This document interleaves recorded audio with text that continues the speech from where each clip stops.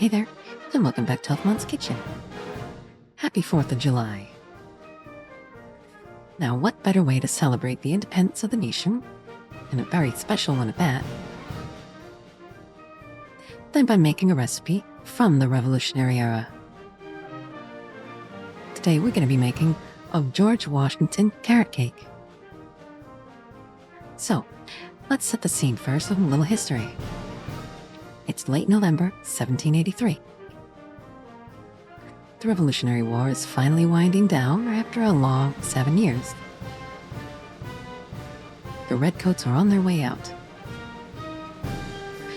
And so, General Washington, along with a who's who of revolutionaries, generals, officers, the works, are celebrating in a tavern in Lower Manhattan. Which is still there, by the way. It's called Franz's Tavern, and it's one of the oldest operating taverns still in the US.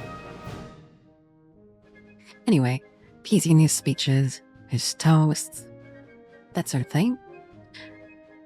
And, as the story goes, this is one of the cakes that was presented to him and everyone else. It's really more of a tea cake. Meant to be had with tea or coffee. Kind of think of it probably more so coffee after, revolution. But anyway, it's more of a rustic recipe than you might be used to with carrot cake.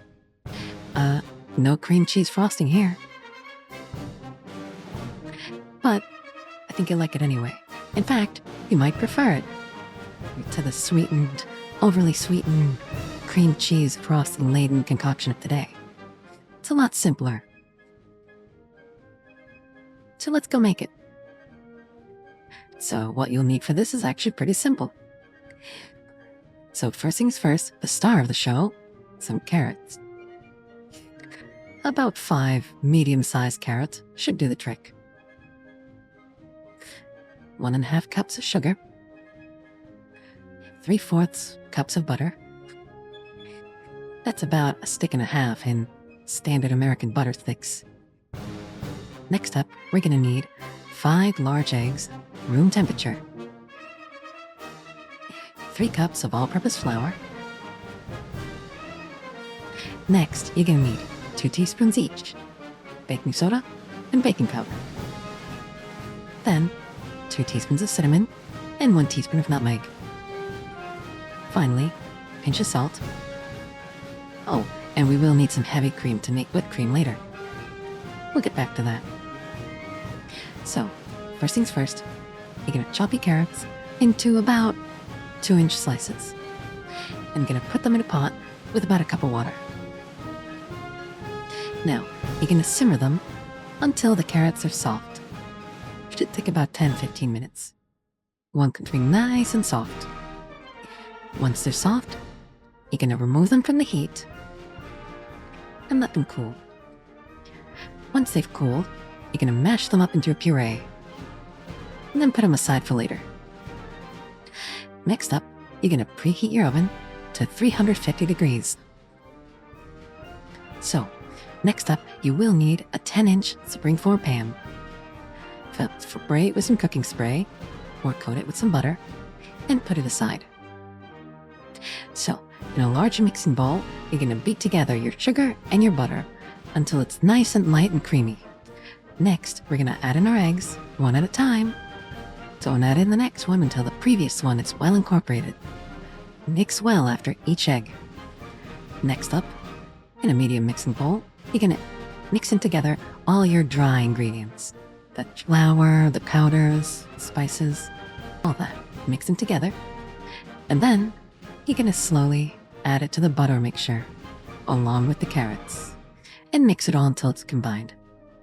So, you're going to take that batter and you're going to pour it into your prepared springform pan. Then, you're going to put it in your oven for 40 to 60 minutes. Personally, I split the difference, about 50. Once you think it's ready, just put a toothpick in the center. If it comes out mostly clean, you're good to take it out. Now, make sure to cool it first before you remove the springform pan. Let it sit on top of a wire rack for about 20 minutes.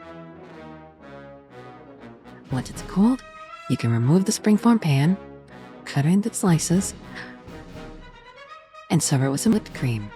Now, to make whipped cream, it's pretty simple.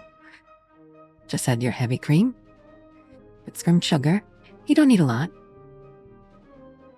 Into a bowl and beat it until it forms nice, stiff peaks. You'll know it's done when it's done. Anyway, serve it with the whipped cream on top and enjoy. Anyway, I really hope you try this today. This is really good. Doesn't take too long to make. And it's really delicious. Carrot cake was always one of Elf Mom's favorites. And honestly, I think I'm going to be making this one from now on. Happy Independence Day from Elf Mom.